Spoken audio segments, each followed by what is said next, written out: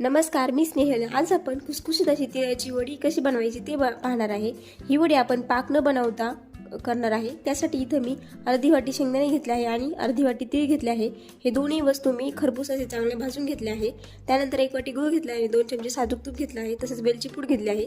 प्रथम आपल्याला एक मिक्सरचं भांडं घ्यायचं, त्यामध्ये घेतलेले तीळ आणि शेंगदाणे रवा असे बारीक करून घ्यायचे व एका प्लेटमध्ये काढून घ्यायचे.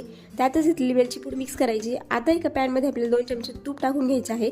तूप वितळते तोपर्यंत ज्या ताटामध्ये आपल्याला चिक्की सेट करायची त्यामध्ये तूप ग्रीस करून घ्यायचं. आता घेतलेला 1 वाटी गूळ पॅनमध्ये टाकून घ्यायचा, तो वितळून घ्यायचा आहे. इथं लक्षात ठेवा, आपल्याला गुळाचा पाक तयार करायचा नाही, फक्त गूळ वितळून घ्यायचा आहे.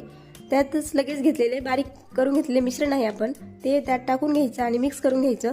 गॅस आपल्याला इथं कंटिन्यू मिडियम आचेवरच ठेवायचं आहे.